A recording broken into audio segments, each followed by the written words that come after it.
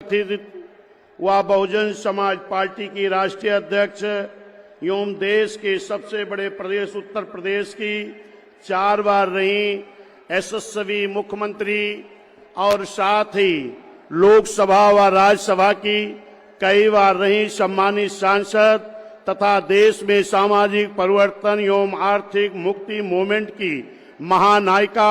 Bahujan Samaj party के संस्थापक एवं मसीहा माननीय श्री कांशीराम जी की एकमात्र रही उत्तराधिकारी व आयरन लेडी परम आदरणीय बहन जी अब उनके सम्मान में अपने विचार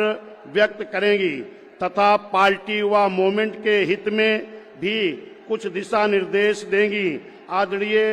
माननीय बहन जी। बाबा साहब अमर रहे, बाबा साहब अमर रहे, माननीय श्री कांशीराम साहब अमर रहे,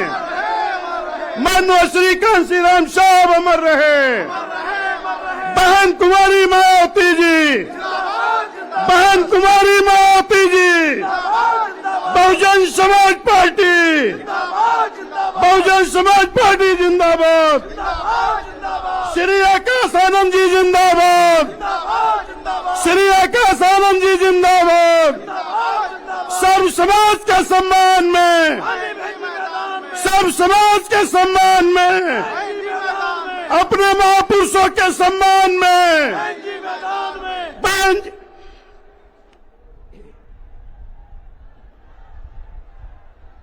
उत्तर प्रदेश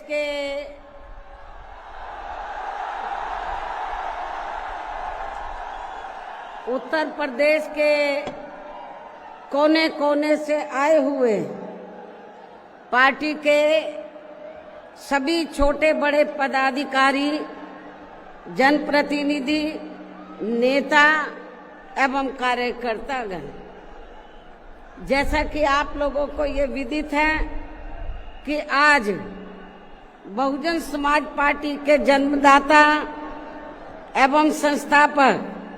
मान्यवर श्री कांशीराम जी की 19वीं पुण्यतिथि है और आज के ही दिन उनका लंबी बीमारी के कारण देहांत हुआ था, जो अब हमारे बीच में नहीं रहे हैं। लेकिन बहुजन समाज के हित में इनका समर्पित रहा संपूर्ण जीवन हमारे लिए हमेशा यादगार व अमर रहेगा। ऐसे महान व्यक्तित्व को आज मेरे साथ साथ आप लोग भी अपार संख्या में, अर्थात लाखों लाखों की संख्या में यहाँ यूपी की राजधानी लखनऊ में बीएसपी की रही सरकार द्वारा इनके सम्मान में निर्मित किए गए भव्य व अति विशाल मान्यवर श्री कांशीराम जी स्मारक स्थल पर इनको अपने श्रद्धा सुमन अर्पित करने के लिए पहुंचे हैं। हालांकि आप लोगों को ये भी मालूम है कि इनके सम्मान में बनाए गए इस स्थल के कुछ हिस्सों की समय से मरम्मत नहीं होने की वजह से आप लोग भी पिछले कुछ समय से यहाँ इनकी प्रतिमा पर अपने पुष्प अर्पित नहीं कर पा रहे थे।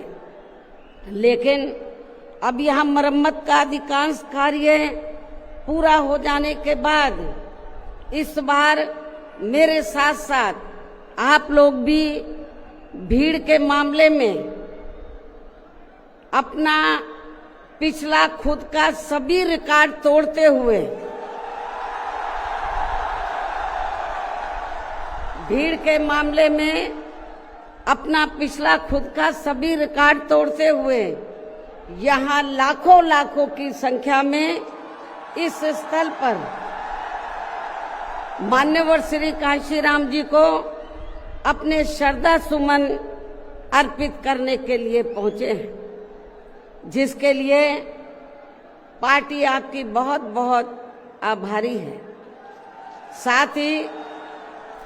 वर्तमान राज्य सरकार की भी बहुत बहुत आभारी है। और इसलिए आभारी है क्योंकि इस स्थल को देखने वाले लोगों के टिकटों का इकट्ठा हुआ पैसा पूर्व की रही सपा सरकार की तरह वर्तमान भाजपा की राज्य सरकार ने इसे दबाकर नहीं रखा है, बल्कि पार्टी के आग्रह करने पर इसकी मरम्मत करने पर पूरा खर्च किया है। इस संबंध में मैं आप लोगों को ये बताना चाहती हूँ, जब यूपी में हमारी सरकार थी और ये मान्यवर श्री कांशीराम जी के आदर सम्मान में ये जो विशाल स्मारक स्थल जब बनाया गया था, तो हमने उसी समय हमारी सरकार ने ये व्यवस्था की थी कि हम देखने वालों के लिए इस पर हम टिकट की व्यवस्था करेंगे और इसका जो पैसा आएगा टिकट का, तो वो किसी और मद पर खर्च नहीं किया जाएगा, बल्कि जितने भी उत्तर प्रदेश की राजधानी लखनऊ में जो स्मारक बने हैं, पार्क बने हैं, तो उनके रख रखाव पर खर्च किया जाएगा। तो ये हमने व्यवस्था की थी। लेकिन दुख की बात यह है कि जब वर्तमान भाजपा की सरकार से पहले यहाँ सपा की सरकार थी, तो सपा की सरकार ने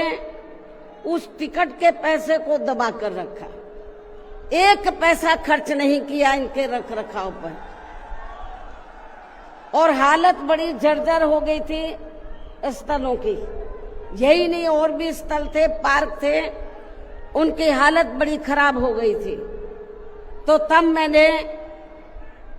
उत्तर प्रदेश के मुख्यमंत्री जी को ये कहा, लिखित चिट्ठी के जरिए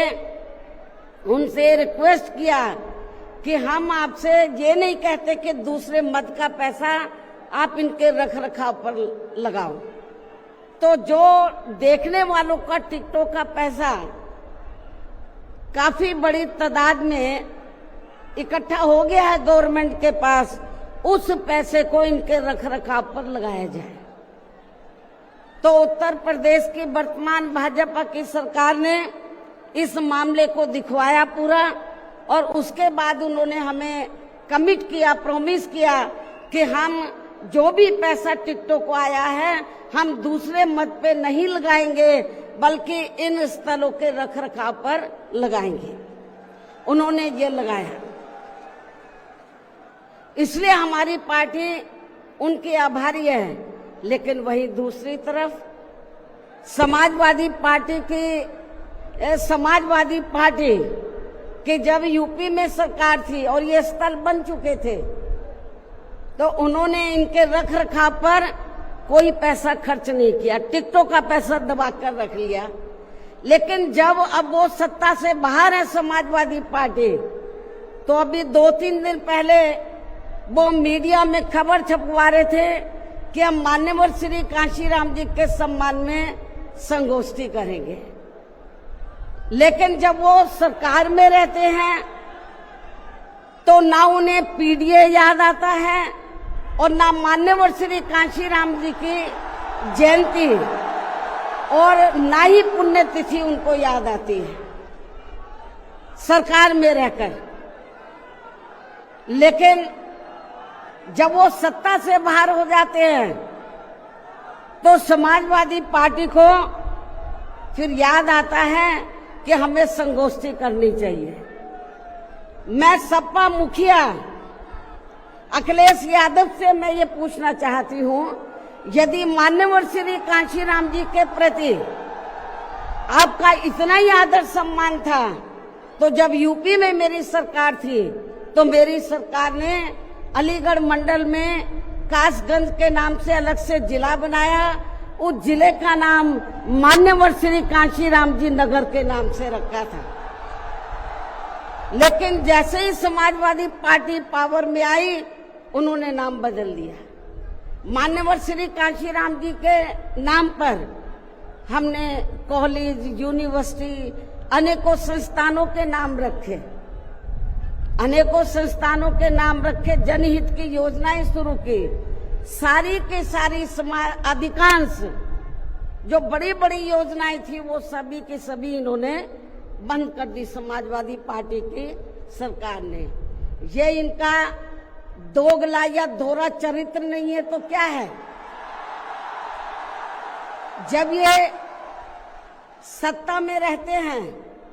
ना इनको पीडीए याद आता है और ना पीडीए के जो संत गुरु और महापुरुष है वो भी याद नहीं आते हैं। जब ये सत्ता से बाहर हो जाते हैं तब इनको हमारे संत गुरु और महापुरुष याद आते हैं। तो ऐसे दोगले लोगों से आप लोगों को बहुत ही सावधान रहने की जरूरत है। और अब मैं मान्यवर श्री कांशीराम जी जो पंजाब राज्य के एक मध्यम दलित परिवार में पैदा हुए हैं, तो इनके बारे में मैं ये कहना चाहूंगी कि इन्होंने भारतीय संविधान के मूल निर्माता एवं दलितों व अन्य उपेक्षित वर्गों के मसीहा परम पूज्य बाबा साहब डॉक्टर भीमराव अंबेडकर की मूवमेंट से व इनके कड़े संघर्ष एवं अथक प्रयासों से देश के खासकर करोड़ों दलितों, आदिवासियों, पिछड़े वर्गों, मुस्लिम व अन्य धार्मिक अल्पसंख्यक समाज के भी हित में भारतीय संविधान में दिए गए कानूनी अधिकारों से प्रेरित होकर तथा उनके बताए हुए रास्तों पर चलकर फिर अपनी पूरी जिंदगी इनके अधूरे रहे कारवां को मंजिल तक पहुंचाने के लिए समर्पित की है। और इसके लिए उन्होंने यानी कि मान्यवर श्री कांशीराम जी ने अपने माँ बाप, भाई बहन, रिश्ते नाते व सरकारी नौकरी आदि सभी त्याग कर बाबा साहब डॉक्टर भीमराव अंबेडकर जी के उस अधूरे रहे कारवां को पूरा करने के लिए लगा दी है, जो बाबा साहब ने यहाँ देश के करोड़ों दलितों एवं अन्य उपेक्षित वर्गों के लोगों को ये कही थी कि मैंने, बाबा साहब ने क्या कहा था कि मैंने अपने कड़े संघर्ष एवं अथक प्रयासों से इन वर्गों के लोगों को भारतीय संविधान में इन्हें स्वाभिमान के साथ जिंदगी व्यतीत करने व खुद अपने पैरों पर खड़े होने के लिए कानूनी अधिकार तो जरूर दिला दिए हैं, लेकिन उनका सही से पूरा लाभ लेने के लिए इन सभी वर्गों के लोगों को अर्थात बहुजन समाज के लोगों को आपस में एकजुट होकर व इन्हें अपने विशाल वोटों के जरिए यहाँ केंद्र एवं राज्यों की भी राजनीतिक सत्ता की मास्टर चाबी खुद अपने हाथों में लेनी होगी। ये परम पूज्य बाबा साहब डॉक्टर अंबेडकर ने कहा था, तभी फिर इनका वास्तव में सही से विकास व उत्थान आदि हो सकता है और तभी फिर ये लोग स्वाभिमान के साथ अपनी पूरी जिंदगी व्यतीत कर सकते हैं। क्योंकि इस मामले में बाबा साहब डॉक्टर भीमराव अंबेडकर जी का ये कहना था कि देश में राजनीतिक सत्ता वह एक ऐसी मास्टर चाबी है जिसके जरिए इन वर्गों के लोग अपनी सभी समस्याओं का समाधान खुद कर सकते हैं। साथ ही ये लोग भी यहाँ अन्य वर्गों की तरह पूरे आत्मसम्मान व स्वाभिमान के साथ अपनी खुशहाल जिंदगी व्यतीत कर सकते हैं। और इसके लिए बाबा साहब डॉक्टर भीमराव अंबेडकर जी ने इन वर्गों के लोगों को जो भी रास्ते दिखाए तो वे उनके जीते जी तो पूरे नहीं हो सके थे, जिन्हें फिर उनके देहांत के बाद उन रास्तों पर चलने व उनके इस अधूरे रहे कारवा को मंजिल तक पहुंचाने के लिए मान्यवर श्री कांशीराम जी ने अनेकों कष्ट झेलकर अपनी पूरी जिंदगी लगा दी है और वे अपने जीते जी इस मकसद में काफी हद तक कामयाब भी हुए हैं। और खासकर इन्होंने यहाँ आबादी के हिसाब से देश के सबसे बड़े प्रदेश उत्तर प्रदेश में अपनी पार्टी के नेतृत्व में कई बार सरकार बनाकर वे उत्तर प्रदेश सहित नजदीक के लगे राज्यों में भी पार्टी के कुछ सांसद व विधायक आदि भी जिताकर बाबा साहब के कारवा को काफी हद तक आगे बढ़ाया है। इतना ही नहीं बल्कि मान्यवर श्री कांशीराम जी के देहांत होने से पहले उनकी ये दिली तमन्ना थी कि जहां आबादी के हिसाब से देश के सबसे बड़े प्रदेश उत्तर प्रदेश में जहां दलितों एवं अन्य उपेक्षित वर्गों के लोगों की कुल मिलाकर आबादी काफी ज्यादा है, तो इन्हें यहाँ एकजुट होकर अकेले ही अपनी पार्टी की पूर्ण बहुमत की सरकार बनानी होगी। ये मान्यवर श्री कांशीराम जी की उनके देहांत होने से पहले ये दिली तमन्ना थी। तभी फिर इन वर्गों के लोग यहाँ हर मामले में व हर स्तर पर पूरे स्वाभिमान के साथ अपनी जिंदगी व्यतीत कर सकते हैं, जिनसे प्रेरित होकर फिर अन्य राज्यों में भी इन वर्गों के लोग खुद अपने पैरों पर खड़े हो सकते हैं। तभी फिर यहाँ बाबा साहब का काफी हद तक अधूरा रहा सपना जरूर साकार हो सकता है। लेकिन दुख की बात यह है कि मान्यवर श्री कांशीराम जी के जीते जी तो इनका ये सपना साकार नहीं हो सका था, जिसे फिर इनके देहांत के बाद सन 2007 में इनकी एकमात्र रही उत्तराधिकारी व पार्टी की राष्ट्रीय अध्यक्ष ने, अर्थात हमने यहाँ उत्तर प्रदेश में बहुजन समाज के साथ साथ समता मूलक समाज व्यवस्था में विश्वास रखने वाले उच्च वर्गों के लोगों को भी साथ में लेकर इसे पूरा भी किया है। और सन 2007 में देश के विशाल आबादी वाले यूपी स्टेट में पहली बार हमने यहाँ अपनी पार्टी के अकेले ही पूर्ण बहुमत की सरकार बनाई है। हालांकि पहले 3 बार हमने बनाई, वो मिली जुली सरकार थी, लेकिन चौथी बार हमने अकेले अपने बलबूते पर यूपी में पूर्ण बहुमत की सरकार बनाई है। जो यहाँ खासकर कांग्रेस, बीजेपी, सपा व अन्य जातिवादी पार्टियों को कतई भी अच्छा नहीं लगा है, जबकि इससे पहले केंद्र की रही भाजपा सरकार ने सत्ता का दुरुपयोग करके मेरे ऊपर व मेरे माँ बाप, भाई बहन एवं अन्य रिश्ते नातों आदि के ऊपर भी अनेकों गलत एवं फर्जी केस दर्ज करा के हम सभी को जबरदस्ती इनकम टैक्स व सीबीआई आदि के जंजाल में फंसाकर हमारी छवि को धूमिल करने का हर संभव पूरा प्रयास किया है। इसके साथ साथ आगे चलकर इन सब मामलों में केंद्र की रही कांग्रेसी सरकार ने भी हमें न्याय देने के बजाय बल्कि काफी उलझा दिया था, और तब फिर हमें इन सब के विरुद्ध मान्य कोर्ट में भी जाना पड़ा है, जहां हमें न्याय मिला है। इस प्रकार से ये सब भी हमें काफी कुछ झेलना पड़ा है। लेकिन ऐसे विकट व संघर्ष भरे हालातों में भी हमने बाबा साहब डॉक्टर भीमराव अंबेडकर के बताए हुए रास्तों पर चलकर यहाँ उत्तर प्रदेश में सन 2007 में हुए विधानसभा चुनाव में अकेले ही ये चुनाव लड़कर फिर अपनी पार्टी की पूर्ण बहुमत की सरकार बनाई है। और हमने यहाँ बाबा साहब डॉक्टर भीमराव अंबेडकर एवं मान्यवर श्री कांशीराम जी आदि के सपनों को काफी हद तक साकार किया है। और इसके लिए हमने अपनी सरकार में यहाँ जातिवादी, संकीर्ण व पूंजीवादी व्यवस्था के शिकार रहे लोगों को अर्थात सर्व समाज में से खासकर गरीबों, दलितों, आदिवासियों, पिछड़े वर्गों के साथ साथ मुस्लिम एवं अन्य धार्मिक अल्पसंख्यक समाज के लोगों के भी हित व कल्याण में अनेकों ऐतिहासिक कार्य किए हैं,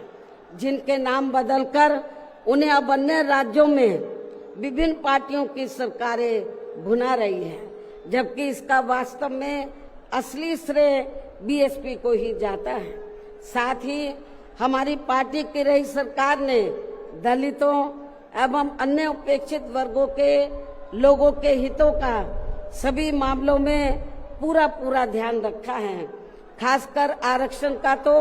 इन्हें पूरा लाभ दिया है। इतना ही नहीं बल्कि हमने यह अपनी सरकार में सर्व समाज में से गरीबों, मजदूरों, बेरोजगारों, किसानों, वकीलों, कर्मचारियों, व्यापारियों एवं अन्य मेहनतकश लोगों के साथ साथ यहाँ छात्रों, युवाओं, महिलाओं व बुजुर्गों आदि के भी हितों में काफी महत्वपूर्ण कार्य किए हैं, जिनसे इन्हें काफी ज्यादा लाभ पहुंचा है। इनके साथ साथ हमारी पार्टी की रही सरकार ने प्रदेश में अपराध नियंत्रण एवं कानून व्यवस्था को भी चुस्त व दुरुस्त करने के लिए यहाँ जाति, धर्म व दलगत राजनीति से ऊपर उठकर कार्य किए हैं, ताकि प्रदेश में अमन चैन व शांति व्यवस्था आदि कायम रहे, जिसकी प्रदेश में उस समय काफी जरूरत भी थी। साथ ही कानून व्यवस्था के मामले में हमने यहाँ हर स्तर पर अन्याय, अपराध व भय मुक्त वातावरण भी पैदा किया है। इस प्रकार से हमारी पार्टी की पूर्ण बहुमत की रही सरकार ने यहाँ सर्व समाज के लोगों को हर मामले में व हर स्तर पर सर्वजन हिताय व सर्वजन सुखाय की नीतियों पर आधारित ही यहाँ काफी बेहतरीन सरकार दी है, जिसे प्रदेश की जनता अभी तक भी भुला नहीं पा रही है। और खासकर हमने रोटी रोजी देने के मामले में सर्व समाज में से यहाँ गरीबों, दलितों एवं अन्य उपेक्षित वर्गों के लोगों को काफी हद तक उन्हें आत्मनिर्भर भी बनाया है, जिनके यहाँ वर्षों से सभी विरोधी पार्टियों की रही सरकारों की जातिवादी, संकीर्ण व पूंजीवादी सोच होने के कारण काफी ज्यादा उपेक्षा की गई है। इतना ही नहीं बल्कि हमने वर्तमान केंद्र की सरकार की तरह अपने राजनीतिक स्वार्थ में इनके टैक्स के पैसों से ही थोड़ा सा मुफ्त में राशन देकर इनको अपना गुलाम व लाचार नहीं बनाया है, अर्थात इनको दूसरों के ऊपर निर्भर नहीं रखा है। इसके साथ साथ हमारी पार्टी की रही सरकार ने देश में यहाँ बहुजन समाज में समय समय पर जन्मे अपने महान संतों, गुरुओं व महापुरुषों में भी खासकर महात्मा ज्योतिराव फूले, छत्रपति शाहू जी महाराज, नारायण गुरु, बाबा साहब डॉक्टर भीमराव अंबेडकर, मान्यवर श्री कांशीराम जी, संत गुरु रविदास जी व गौतम बुद्ध आदि को भी विभिन्न रूपों में पूरा आदर सम्मान दिया है। जो ये सब यहाँ जातिवादी पार्टियों को कतई भी रास नहीं आ रहे हैं, और इस मामले में समाजवादी पार्टी तो सबसे आगे रही है। और अब ये समाजवादी पार्टी यहाँ अपने राजनीतिक स्वार्थ में जबरन पीडीए आदि की हवाई बातें करके इन वर्गों को गुमराह करने में लगी है, जबकि हमारी पार्टी की रही सरकार ने अपने संतों, गुरुओं व महापुरुषों आदि के नाम पर यहाँ प्रदेश में जिन जिलों, संस्थानों एवं योजनाओं आदि के नाम रखे थे, तो उनमें से काफी को तो सपा की रही सरकार ने बदल दिया है, जैसा कि शुरू में मैंने आप लोगों को बताया है। साथ ही हमने इन वर्गों के विकास व उत्थान में जो अनेकों महत्वपूर्ण योजनाएं शुरू की थी, तो उन्हें भी अधिकांश बंद कर दिया गया है। आरक्षण दिए जाने के मामले में भी सपा की रही सरकार ने यहाँ दलितों, आदिवासियों एवं अन्य पिछड़े वर्गों के लोगों के साथ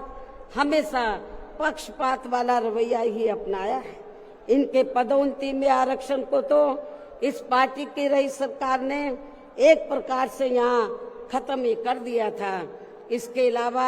इनकी रही सरकार में यहाँ गुंडों, बदमाशों, माफियाओं एवं अन्य अराजक तत्वों को ही ज्यादातर बढ़ावा दिया गया है, जिसकी वजह से यहाँ कानून व्यवस्था भी काफी बुरी तरह से चरमरा गई थी। और अब अधिकांश मामलों में लगभग यही स्थिति हमें यह वर्तमान बीजेपी की सरकार में भी देखने के लिए मिल रही है। जबकि आजादी के बाद, इनसे पहले यहाँ शुरू में काफी वर्षों तक कांग्रेस पार्टी के रहे शासनकाल में तो इन वर्गों का हर स्तर पर काफी ज्यादा शोषण व उत्पीड़न आदि हुआ है। एक प्रकार से कुल मिलाकर यहाँ यूपी में कांग्रेस पार्टी का भी ज्यादातर जातिवादी, संकीर्ण व पूंजीवादी सोच के आधार पर ही शासन चलता रहा है। और सन 1975 में देश में लगी इमरजेंसी में तो कांग्रेस पार्टी की रही सरकार ने यहाँ बाबा साहब के संविधान को भी काफी हद तक प्रभावहीन ही बना दिया था, जिसकी आड़ में अब इस पार्टी के लोग आए दिन किस्म किस्म की नाटकबाजी करते रहते हैं। संविधान को हाथ में लेकर किस्म किस्म की नाटकबाजी करते रहते हैं। इसके साथ साथ कांग्रेस पार्टी ने हर प्रकार के हथकंडे इस्तेमाल करके बाबा साहब डॉक्टर भीमराव अंबेडकर को संसद में भी चुनकर नहीं जाने दिया था। इसके अलावा केंद्र में इसी कांग्रेस पार्टी की रही सरकार ने भारतीय संविधान के मूल निर्माता एवं उपेक्षित वर्गों के मसीहा परम पूज्य बाबा साहब डॉक्टर भीमराव अंबेडकर को भारत रत्न की उपाधि से भी सम्मानित नहीं किया था। इसके बाद फिर इनकी मूवमेंट को आगे गति देने वाले मान्यवर श्री कांशीराम जी को भी उनके देहांत के बाद केंद्र में रही इसी कांग्रेस पार्टी की सरकार ने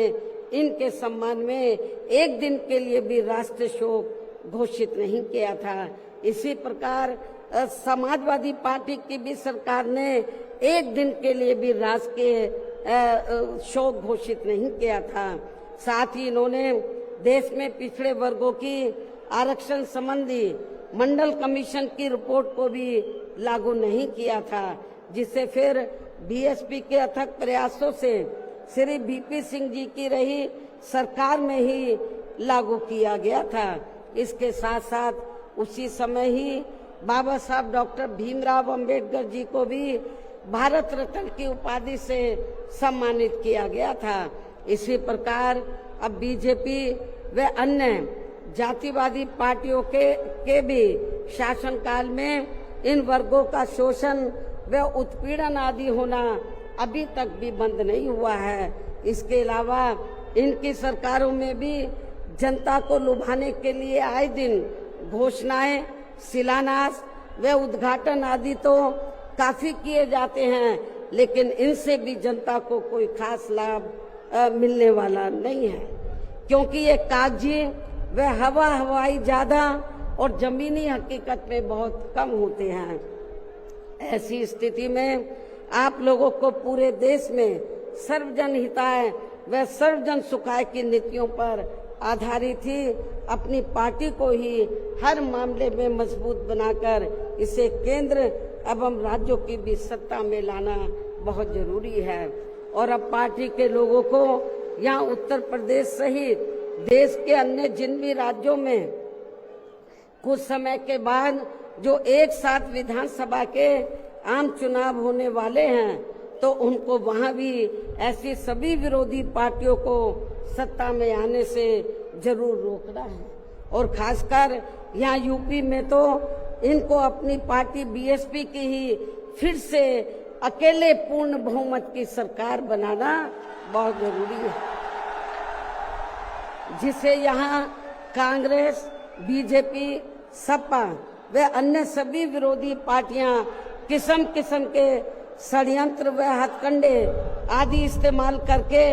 इसे रोकने का हर संभव पूरा प्रयास करेगी। और इस संदर्भ में वैसे आप लोगों को ये मालूम है कि सन 2007 में यूपी में बीएसपी की ही अकेले ही पूर्ण बहुमत की सरकार बनने के बाद फिर बीएसपी की सर्वजन हिताय व सर्वजन सुखाय की रही कार्यशैली से पूरे देश में बीएसपी के बढ़ते हुए प्रभाव को देखकर फिर यहाँ सभी जातिवादी संकीर्ण व पूंजीवादी पार्टियों ने अंदर अंदर आपस में एकजुट होकर अपनी पार्टी को यहाँ सत्ता में वापस नहीं आने दिया है। साथ ही देश के अन्य राज्यों में भी अपनी पार्टी को आगे नहीं बढ़ने दिया है, क्योंकि बीएसपी के यहाँ अकेले ही सत्ता में आने पर यहाँ यूपी में सन 2007 में बीएसपी के यहाँ अकेले ही सत्ता में आने पर इनको ये डर था, सभी जो जातिवादी पार्टियां हैं इनको ये डर था कि यदि बीएसपी को आगे बढ़ने से नहीं रोका गया तो फिर ये पार्टी केंद्र की सत्ता तक भी जरूर पहुंच सकती है, जिससे घबराकर फिर बीएसपी को पुनः या सत्ता में आने से व पूरे देश में भी आगे बढ़ने से रोकने के लिए फिर हुआ ये कि इसके बाद फिर खासकर यूपी में जो भी विधानसभा व अन्य राज्यों में भी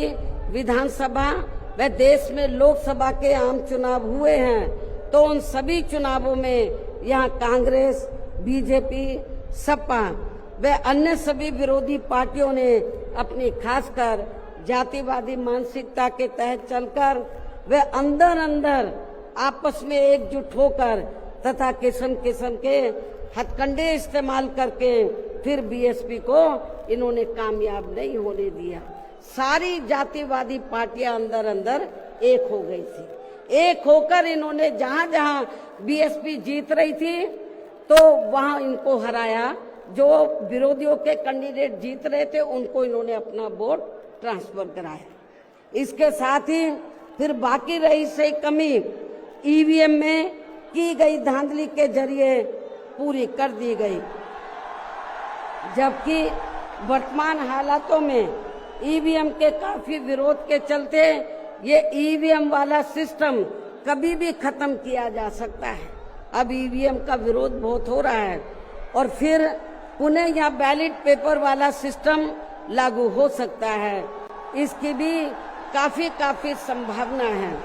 ऐसे में अब हर स्तर पर हमें हर स्तर पर हमेशा अपनी पार्टी को मजबूत बनाते रहना बहुत जरूरी है। इसके साथ ही सावधानी के तौर पर यहाँ मैं ये भी कहना चाहूंगी कि अब तो पूरे देश में विरोधी पार्टियों ने बीएसपी को कमजोर करने के लिए एक और षड्यंत्र ये रचा है कि अब विरोधी पार्टियों ने बीएसपी के विशेषकर दलित बेस वोट को बांटने के लिए इसी समाज में से स्वार्थी एवं बिकाऊ किस्म के लोगों को इस्तेमाल करके व उनके जरिए अनेकों पार्टियां व संगठन आदि भी काफी बनवा दिए हैं, जिनसे ये जातिवादी पार्टियां चुनाव में अपने अपने फायदे के हिसाब से उम्मीदवार खड़े करवा के बीएसपी को कमजोर करने में लगी है। और अब तो ये पार्टियां अंदर अंदर खुद अपने वोट ट्रांसफर करा के इनके एक आदि उम्मीदवार भी जिताकर भेज रही है, ताकि इससे दलितों का वोट बांटने में इनको कुछ मदद मिलती रहे। ऐसी स्थिति में अब आप लोगों को पुणे या यूपी में अपनी पार्टी को सत्ता में लाने व अभी हाल ही में बिहार प्रदेश में होने वाले विधानसभा आम चुनाव में तथा आगे चलकर अन्य और राज्यों में भी विधानसभा व देश में लोकसभा के होने वाले आम चुनाव में भी अपनी पार्टी का बेहतर रिजल्ट लाने के लिए ऐसे सभी स्वार्थी एवं बिकाऊ दलित संगठनों व पार्टियों को अपने यार दोस्त, जात बिरादरी व रिश्ते नाते आदि के चक्कर में भी पड़कर अब इनको अपना एक भी वोट देकर खराब नहीं करना है, वरना फिर इसका पूरा लाभ या विरोधी पार्टियों को ही मिलता रहेगा। जिसे भी खास ध्यान में रखकर अब हर छोटे बड़े चुनाव में आप लोगों को अपना एक भी वोट ऐसे सभी स्वार्थी एवं बिकाऊ पार्टियों एवं संगठनों आदि को नहीं देना है, बल्कि अपनी एकमात्र हितैषी पार्टी बीएसपी को ही देना है, ताकि बीएसपी फिर से अपना बेहतर रिजल्ट लाकर पुणे या यूपी की सत्ता में वापस हो सके तथा देश के अन्य सभी राज्यों में भी पार्टी पुणे आगे बढ़ सके। और इसके लिए विरोधी पार्टियों के ऐसे अनेकों और भी सभी हथकंडों से अपनी पार्टी के लोगों को जरूर सावधान रहना है। इसके अलावा पार्टी के लोगों को सचेत करने के उद्देश्य से यहाँ मैं ये भी कहना चाहूंगी कि पिछले कुछ समय से दुनिया के अनेकों देश किसी न किसी मुद्दे को लेकर हुए बवाल व हिंसा आदि से काफी ग्रसित रहे हैं और ये सिलसिला अभी भी जारी है। लेकिन अपने भारत देश को भी जैसे इसका कुछ नजला लगना शुरू ही हुआ था तो उसे फिर तुरंत में ही केंद्र व संबंधित राज्य सरकारों ने सख्ती से निपटा है, जिससे केंद्र व सभी राज्य सरकारों को आगे भी काफी सतर्क रहना होगा। इतना ही नहीं बल्कि देश में आम जनहित के मुद्दों पर आवाज उठाने की बजाय जो पिछले कुछ समय से यहाँ स्वार्थी व शरारती तत्व एक दूसरे के देवी देवता, खुदा व धर्म आदि को लेकर तथा इन पर आए दिन नए नए मुद्दों को निकालकर देश में बवाल व हिंसा आदि पैदा करने की कोशिश में लगे रहते हैं और फिर इनकी आड़ में राजनीति करते हैं। ये भी देश हित में ठीक नहीं है, जबकि इन सब मामलों में सभी को भारतीय संविधान के मुताबिक चलना चाहिए। साथ ही सभी धर्मों का पूरा आदर सम्मान भी करना चाहिए और इनके सदियों से चले आ रहे धार्मिक नियम, मान्यताएं व परंपराएं आदि में भी किसी को दखल देना उचित नहीं है और ना ही इनकी आड़ में आई लव आदि की कोई राजनीति नहीं करनी चाहिए। इसके अलावा जहां तक पिछले दिनों जम्मू कश्मीर के पर्यटक स्थल पहलगांव में हुई आतंकी घटना का सवाल है, जिसमें काफी महिलाओं के सिंदूर उजड़ गए थे, तो ये अत्यंत ही दुखद व चिंता की बात है। हालांकि इस घटना को होने से रोका जा सकता था, बशर्ते यदि उस समय सरकार द्वारा इस पर्यटक स्थल पर सुरक्षा का उचित प्रबंध किया होता, जो नहीं किया गया था। साथ ही हमारी विदेश नीति भी हमेशा देश व जनहित में ही होनी चाहिए और इस मामले में अभी हाल ही में अमेरिका द्वारा लगाए गए भारी टैरिफ से भी केंद्र सरकार को काफी सचेत रहने की जरूरत है और इसी परिप्रेक्ष्य में इन्होंने स्वदेशी उत्पाद को बढ़ावा देने पर जोर देकर जो देश को आत्मनिर्भर बनाने की बात कही है, तो ये हवाई ना होकर बल्कि जमीनी हकीकत में भी लोगों को होता हुआ नजर आना चाहिए, जिसका फिर हमारी पार्टी भी जरूर स्वागत करेगी। और अब इन सब बातों को मद्देनजर रखते हुए पूरे देश में अपनी पार्टी को हर स्तर पर मजबूत बनाना व इसे आगे बढ़ाना भी बहुत जरूरी है और खासकर इस बार यूपी में बीएसपी की अकेले ही पूर्ण बहुमत की यहाँ सरकार जरूर बनाना है और ये इसलिए भी बहुत जरूरी है क्योंकि बीएसपी के सत्ता से हटने के बाद जब से यहाँ सपा व बीजेपी की सरकार बनी है, तो तब से यहाँ पूर्व की रही कांग्रेसी सरकार की तरह ही इनकी भी सरकारों में सर्व समाज में से खासकर यहाँ गरीबों, दलितों एवं अन्य पिछड़े वर्गों के लोगों का सही से विकास व उत्थान आदि नहीं हो पा रहा है और अब इनमें गरीबी एवं बेरोजगारी आदि काफी ज्यादा बढ़ गई है। साथ ही इनके ऊपर हो रही जुल्म जाति आदि भी काफी चरम सीमा पर पहुंच चुकी है। इनकी बहन बेटियां भी अधिकांश सुरक्षित नहीं रही है। इसके साथ ही इन वर्गों के लोगों को यहाँ आरक्षण का भी सही से पूरा लाभ नहीं मिल पा रहा है। हालांकि इस संबंध में आप लोगों को ये मालूम है कि इनके आरक्षण को लेकर अभी तक जितने भी मान्य कोर्ट के फैसले आए हैं तो उनकी सभी जातिवादी पार्टियों की रही सरकारों ने सही से पैरवी नहीं की है, जिससे अब इनको आरक्षण का बहुत कम ही लाभ मिल पा रहा है। और इस मामले में यहाँ मैं ये भी कहना चाहूंगी कि बीएसपी के अथक प्रयासों से देश में एससी व एसटी वर्गों के सरकारी नौकरियों में पदोन्नति में आरक्षण को प्रभावी बनाने के लिए जब केंद्र की रही कांग्रेसी सरकार में संवैधानिक संशोधन विधेयक संसद में लाया गया था तो तब उसे कांग्रेस पार्टी ने बीजेपी व अन्य आरक्षण विरोधी पार्टियों की अंदरूनी मिलीभगत से पास तक भी नहीं होने दिया था, जो अभी तक भी संसद में लटका पड़ा है। जबकि समाजवादी पार्टी के सांसदों ने तो इस बिल को ही संसद में फाड़ दिया था। इतनी ज्यादा इस पार्टी को इनके पदोन्नति में आरक्षण दिए जाने को लेकर इस बिल से इनको जबरदस्त एलर्जी थी, नफरत थी। ऐसे में अब आप ही ये बताएं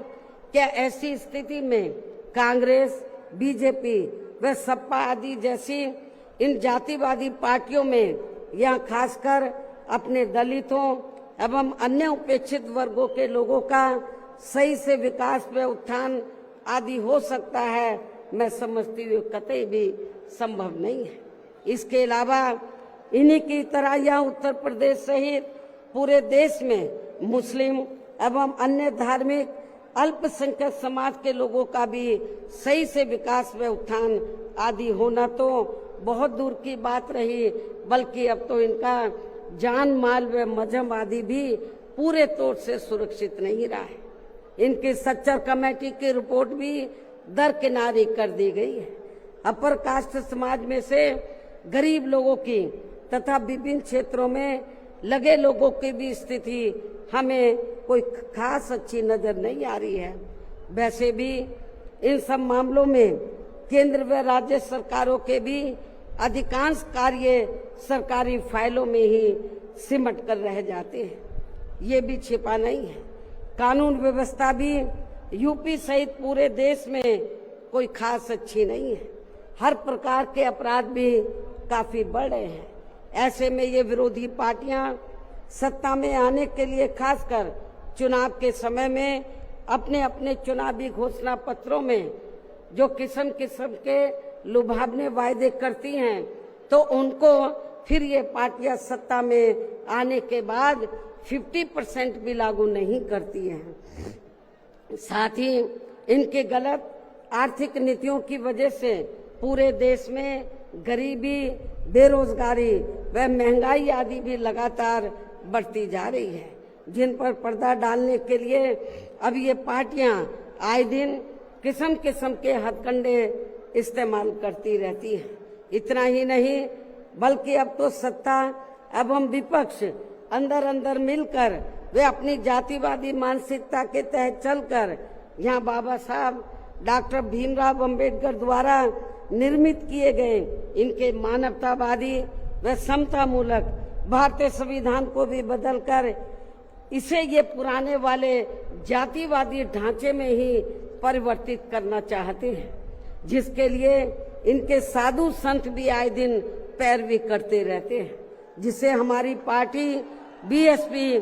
कतई भी बदलने नहीं देगी। चाहे इसके लिए हमें कितना भी संघर्ष क्यों ना करना पड़े, तभी फिर यहाँ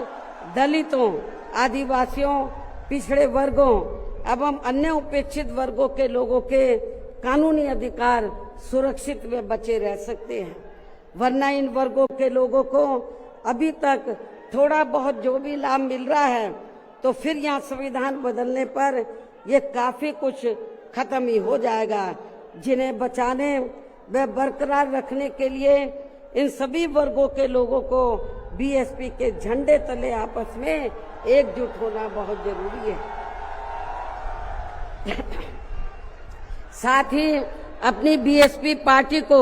हर स्तर पर मजबूत बनाकर इसे सत्ता में भी लाना बहुत जरूरी है, क्योंकि बीएसपी ही एक ऐसी पार्टी है जो यहाँ बाबा साहब के बनाए गए संविधान को सुरक्षित रख सकती है और संविधान के मुताबिक चलकर यहाँ सदियों से उपेक्षित रहे दलित एवं अन्य उपेक्षित वर्गों के लोगों को अपने पैरों पर खड़ा कर सकती है। और ये सब आप लोगों ने यूपी में अपनी पार्टी की 4 बार रही सरकार के दौरान होते हुए देखा है। ऐसे में अब यूपी में बीएसपी को ही फिर से सत्ता में लाकर यहाँ की जनता को हर मामले में खुशहाल बनाना होगा, जिसके लिए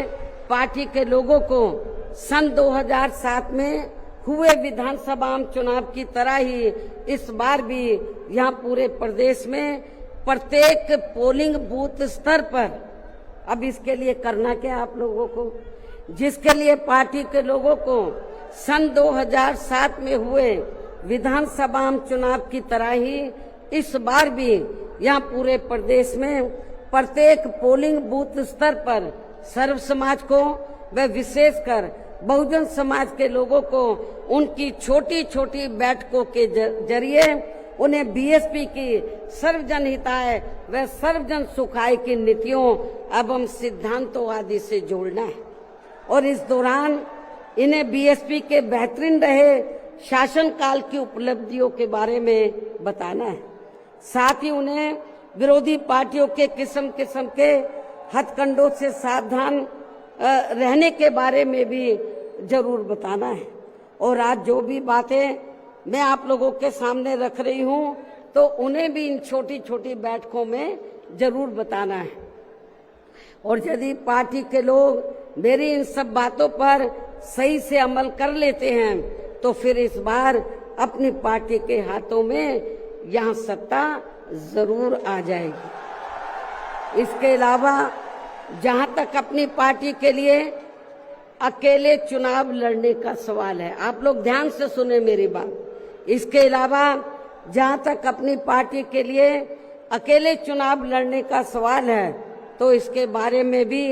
यहाँ मैं अपनी पार्टी के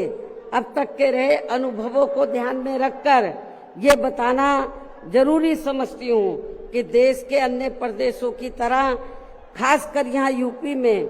जब भी हमारी पार्टी ने विधानसभा का आम चुनाव गठबंधन करके लड़ा है, तो तब फिर हमारी पार्टी को कोई विशेष लाभ नहीं हुआ है, क्योंकि हमारी पार्टी का जो वोट है, हमारी पार्टी का वोट तो गठबंधन वाली पार्टी को एक तरफा ट्रांसफर हो जाता है, लेकिन उनका जातिवादी मानसिकता की वजह से विशेषकर अपर कास्ट समाज का वोट बीएसपी के उम्मीदवारों को ट्रांसफर नहीं हो पाता है। और वास्तव में यही सही और हकीकत भी है, जिससे फिर हमारी पार्टी के उम्मीदवार भी बहुत कम जीत पाते हैं तथा पार्टी का वोट प्रतिशत भी काफी कम हो जाता है। इसके साथ ही गठबंधन की सरकार बनने पर अपनी पार्टी के नेतृत्व में बनी ये सरकार समय से पहले ही गिर जाती है। जब हम गठबंधन करके चाहे चुनाव लड़ें, वोट प्रतिशत भी कम होता है, सरकार बनाए तो समय से पहले ही गिर जाती है। जैसे सन 1993 में बीएसपी ने सपा से गठबंधन करके यहाँ यूपी में विधानसभा का आम चुनाव लड़ा था, तो पार्टी केवल 67 सीटें ही जीत पाई थी उसके बाद फिर 1996 में पार्टी ने कांग्रेस पार्टी से गठबंधन करके यहाँ विधानसभा का आम चुनाव लड़ा था, तो तब फिर पार्टी केवल 67 सीटें ही जीत पाई थी। पहले भी 67, उसके बाद में भी 67। और जब सन 2002 में पार्टी ने यूपी विधानसभा का आम चुनाव अकेले लड़ा था, तो तब पार्टी लगभग 100 सीटें जीत गई थी सन 2002 में, जिसमें पार्टी के 2 जीते हुए आजाद उम्मीदवार भी शामिल हैं, जिनको किन्हीं कारणवश सिंबल समय से नहीं मिल पाया था। और फिर इससे पार्टी के लोगों का काफी मनोबल भी बढ़ा था। लेकिन यहाँ खास ध्यान देने की बात यह है कि पार्टी इन तीनों बार गठबंधन की बनी सरकार में अपना कभी भी समय पूरा नहीं कर पाई। हमने तीनों बार जब गठबंधन करके सरकार बनाई तो कभी भी अपना समय पूरा नहीं कर पाई है, अर्थात समय से पहले ही गिर गई है। आप रिकॉर्ड उठाकर देख लो। इसके बाद सन 2007 में पार्टी ने फिर से अकेले यहाँ यूपी में विधानसभा का आम चुनाव लड़ा था, तो तब फिर अपनी पार्टी 200 से ऊपर सीटें जीत गई थी। और फिर हमने यहाँ यूपी में पहली बार पूरे 5 साल के लिए अकेले ही अपनी पार्टी की पूर्ण बहुमत की सरकार बनाई थी। और इस दौरान हमने सर्व समाज के हित में काफी ऐतिहासिक कार्य किए थे। ऐसे में पार्टी द्वारा गठबंधन करके चुनाव लड़ने से या फिर गठबंधन की सरकार बनाने से भी यहाँ सर्व समाज में से खासकर गरीबों एवं बहुजन समाज के लोगों का सही से विकास व उत्थान आदि नहीं हो सकता है। इसलिए इस बार यहाँ यूपी विधानसभा के होने वाले आम चुनाव में अब तक के रहे अनुभवों के मुताबिक हमारी पार्टी ने सन 2007 की तरह ही अकेले ये चुनाव लड़ने का फैसला लिया है। वैसे मुझे ये पूरा भरोसा है कि आज के कार्यक्रम में अपने खुद के पिछले सभी रिकॉर्ड तोड़ते हुए उम्मीद से कई गुना ज्यादा लाखों की संख्या में आई ये अपार भीड़ इस बार यहाँ यूपी में होने वाले विधानसभा आम चुनाव में अपनी पार्टी को सत्ता में जरूर लाएगी। और इसके लिए अभी से ही पार्टी के लोगों को यहाँ विरोधी पार्टियों के पुराने व नए सभी षड्यंत्रों व हथकंडों आदि से सावधानी बरतते हुए अपनी पार्टी के जनाधार को बड़े पैमाने पर बढ़ाना है। साथ ही हर स्तर पर पार्टी को मजबूत भी बनाना है। विरोधियों की अफवाहों से भी पार्टी के लोगों को जरूर सचेत रखना है। और इस संबंध में इसका ताजा हथकंडा ये है कि इन्होंने आज के 9 अक्टूबर के कार्यक्रम के घोषित होते ही पिछले महीने से ये अफवाह फैलाना शुरू कर दिया था। मैं क्यों बोल रही हूँ अफवाहों से सावधान रहना है, क्योंकि इस संबंध में ताजा उदाहरण ये है कि इन्होंने आज के 9 अक्टूबर के कार्यक्रम के घोषित होते ही पिछले महीने से ये अफवाह फैलाना शुरू कर दिया था कि दूसरी पार्टियों के फलाना वरिष्ठ नेता बीएसपी में आ रहे हैं और वे बीएसपी प्रमुख से दिल्ली व लखनऊ में भी मिले हैं, लेकिन मुझे तो इसके बारे में अभी तक भी कोई जानकारी नहीं है। मिलना तो बहुत दूर की बात है। और मैं कभी छिप के नहीं मिलती हूँ, जब मिलती हूँ तो खुले में मिलती हूँ मन। इतना ही नहीं बल्कि अन्य और भी मामलों में किस्म किस्म की गलत, झूठी व तथ्यहीन खबरें एवं अफवाहें आदि फैलाने के लिए भी यहाँ विरोधी लोग सोशल मीडिया, जातिवादी मानसिकता वाले टीवी चैनल एवं प्रिंट मीडिया आदि का भी काफी दुरुपयोग व गलत इस्तेमाल कर सकते हैं।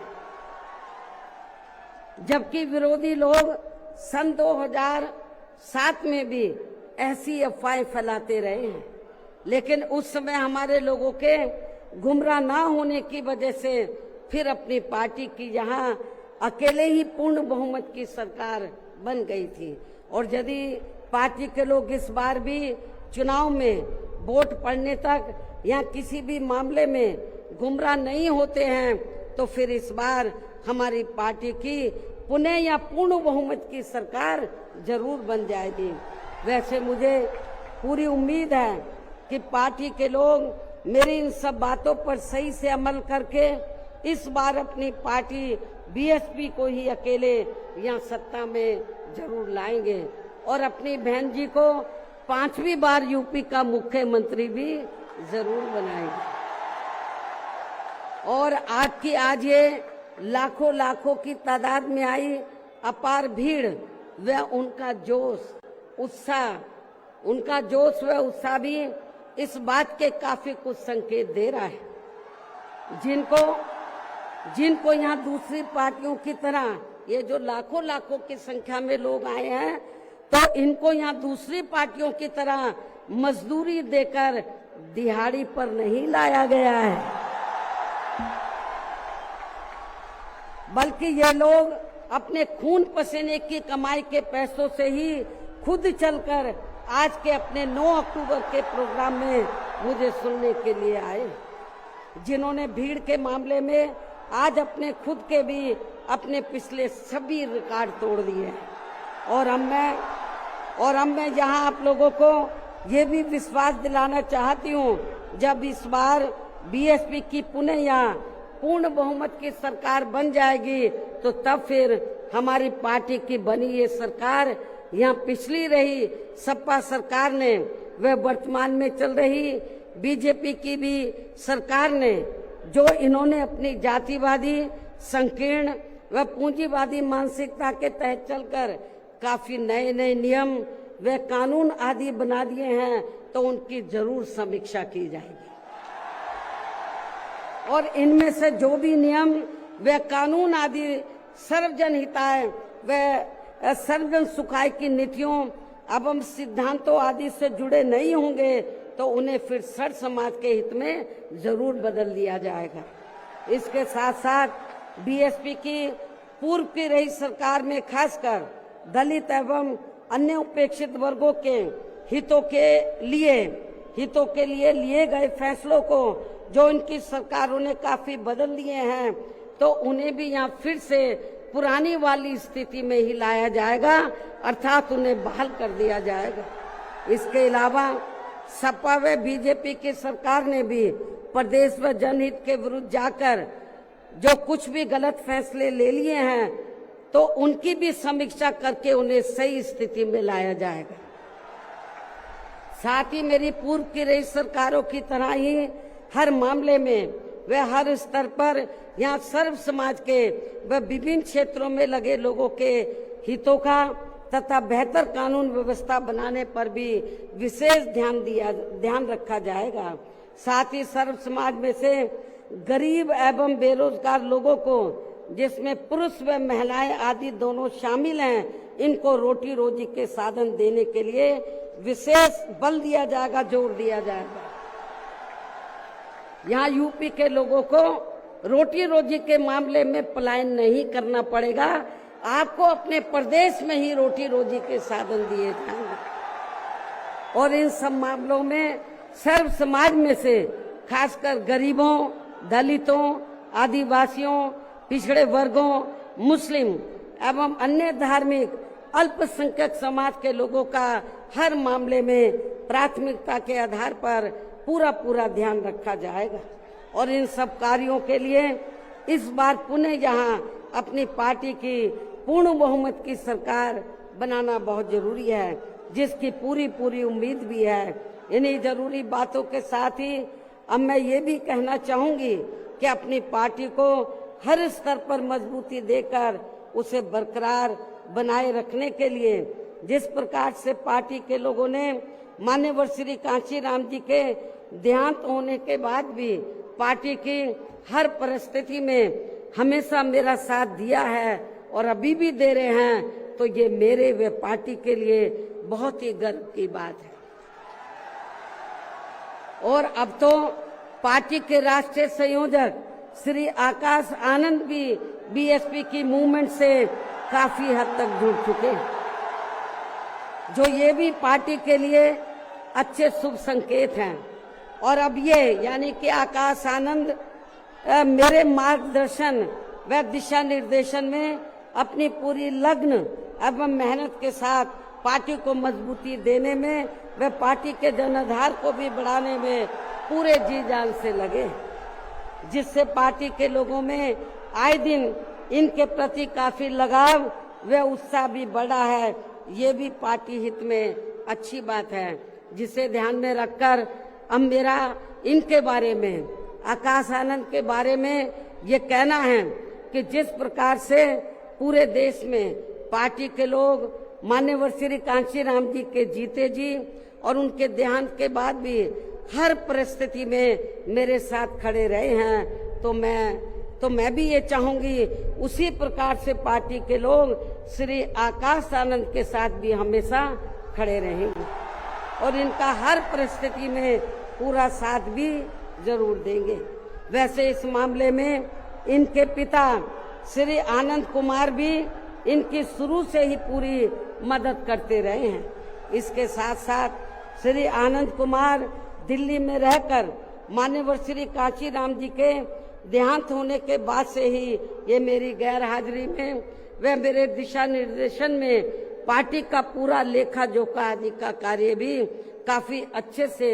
संभाल रहे हैं, जो ये पार्टी का खास कार्य है। इसलिए इनको पार्टी का राष्ट्रीय उपाध्यक्ष बनाकर इन्हें पार्टी की ये अति महत्वपूर्ण जिम्मेवारी सौंपी हुई। इसी प्रकार से पार्टी के राष्ट्रीय महासचिव श्री एससी मिश्रा जी को भी हमने पार्टी का लीगल व मीडिया का तथा अपने खुद के समाज को भी, अपने खुद के ब्राह्मण समाज को भी पार्टी में जोड़ने का ये विशेष कार्य सौंपा हुआ है, जिसे ये मेरे दिशा निर्देशन में अपनी जिम्मेवारी को सही से निभा रहे हैं। हालांकि इनके बेटे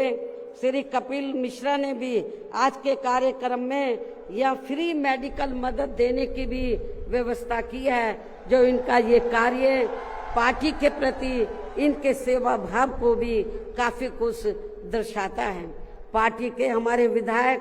श्री उमा शंकर सिंह जी भी पार्टी व मूवमेंट के हित में हमेशा मददगार वे सक्रिय रहते हैं तथा इनको भी अपने खुद के समाज को पार्टी में जोड़ने की एक खास जिम्मेवारी सौंपी हुई है, जिससे ये पूरी ईमानदारी व निष्ठा से निभा रहे हैं। यूपी बीएसपी प्रदेश अध्यक्ष श्री विश्वनाथ पाल भी पार्टी संगठन का कार्य देखने व पिछड़े वर्गों को जोड़ने के साथ साथ ये पूरे प्रदेश में जहां जहां भी बहुजन समाज के लोगों पर जुल्म जाति आदि होती है, तो वहां ये मेरे दिशा निर्देशन में जाकर उन्हें न्याय दिलवाने का भी पूरा प्रयास करते हैं। ये इनका पार्टी हित में अभी तक काफी सराहनीय कार्य चल रहा है। इसके अलावा आज के कार्यक्रम की सही व्यवस्था करने में लखनऊ जिला व मंडल यूनिट ने भी अपनी अहम भूमिका निभाई है। श्री जमील अख्तर प्रदेश कार्यालय से जुड़े लोगों ने भी आज के इस कार्यक्रम को सफल बनवाने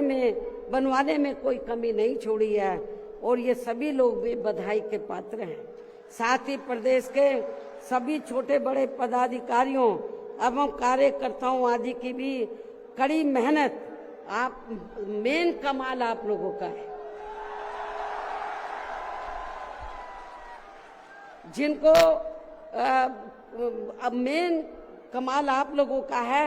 साथ ही प्रदेश के सभी छोटे बड़े पदाधिकारियों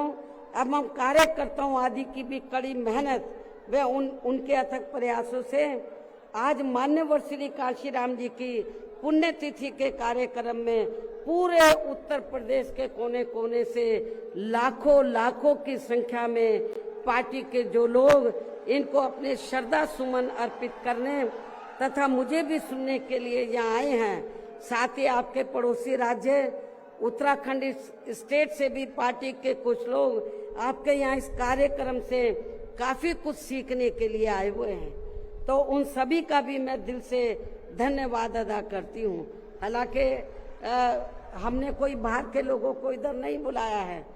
वो चोरी चोरी से अपने आप ही आ गए पूरे देश से और छिपकर कहीं बैठे हुए हैं कि बहन जी कहीं नाराज ना हो जाए। लेकिन मैं नाराज नहीं हो रही, आप लोगों ने, आप आ भी गए हैं, आपका भी मैं थैंक्स अदा करती हूँ। लेकिन अब आप लोगों को